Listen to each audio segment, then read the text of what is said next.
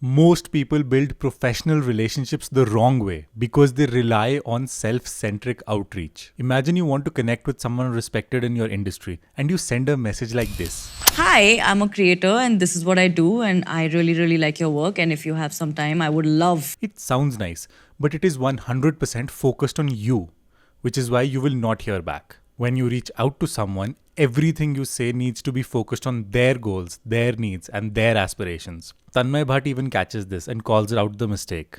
To shoot something with you. Doesn't work. When you reach out to someone, replace I with you. That means spending time understanding what the other person really needs help with. Whenever you're asking someone anything, their time, money, especially their time, you gotta understand what would incentivize them. The reason you should proactively try to reach out to people is that one correct message can lead to a job, mentorship, or a huge client, and that can be life-changing. I know this because when I started working with Charisma on Command, all it took was one email. That email worked because I spent 2 weeks working on an outline for them, and that video did millions of views and was a huge asset for them. But you need to make sure you stand out from everyone else when you do this. The good news is that the vast majority of people are sending poorly written AI slop emails, so the bar for standing out is not that high. Step 1 is to combine preparation with personalization. In the first line of your email or DM, make it clear that you've done your research. Then in the rest of the message, show them that you know about a problem they're facing and you can help them given your skills and background. If you shift your mindset from what can I get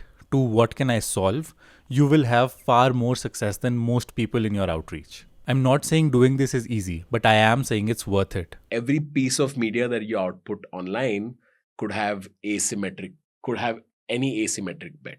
There is no downside to proactively reaching out to somebody, but if you do it well, one message can completely change the trajectory of your career and life. If you want to make it easier for yourself to do this, I'm working on a free cold email masterclass for my newsletter subscribers. Click the link below so you're the first to hear about it when it's out. Now, when you are in touch with somebody, make sure you dwell on their dream outcome. Technically skilled professionals often rely on verbal complexity. Basically, using difficult language to sound smart. Find and team up with a co-founder who has the expertise in a particular business. So your job becomes more about creating network effects, really leveraging your position, creating top of funnel for the business. Problem here is when you focus too much on the technical aspects of what you do, the language you use can confuse people, especially if you're talking to someone who's senior and not necessarily dealing with the day-to-day technical stuff. India is a DAU farm of the world.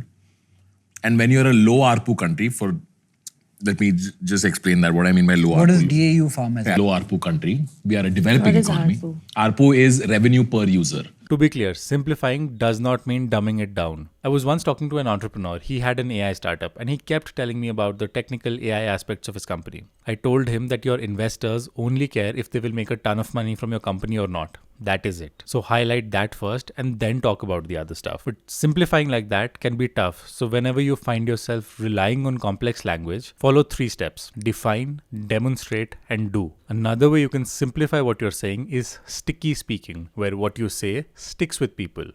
Someone once said, saying you get likes if you're pretty, witty, or outragey. I made an entire free bonus video on how to speak like this. It's linked in the description. But the final habit we'll cover in today's video is actually about what most people don't do, which is disagreeing without disrespecting. In order to seem nice, many of us don't express our real thoughts and instead agree with what everybody else says. But if you want to earn respect, sometimes it's necessary to express your disagreements. I feel views are not a credible metric. Yeah, so I have just a little more nuance in this. Disagreement doesn't mean you disrespect somebody. That is a common misconception.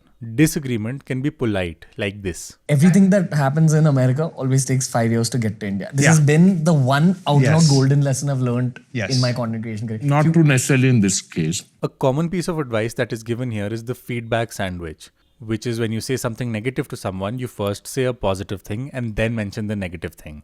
Unfortunately, most people here will either focus completely on the negative or the positive thing. Instead, if you're ever going to do this, separate the negative and positive feedback. Before you give negative feedback, you could say something like, I'm telling you this because I have high expectations of you. That one sentence will frame your negative feedback in a positive light. But if you still want to disagree, use qualifiers. Qualifiers are words like it sounds like, it seems like, and these words subcommunicate that you're speaking in good faith. The simplest way to do this is to mention where you agree before you disagree. At this point, you might find that this is difficult for you to do because you lack confidence. Dhoni said this recently. Would you pick someone who's talented or confident? He said, I would always pick the guy who's feeling more confident, because the odds of success of someone who feels confident is much higher. You can have a lot of talent, but if you're not feeling good, you're likely not going to succeed. So if you'd like to build that kind of confidence, especially when you speak, watch this video.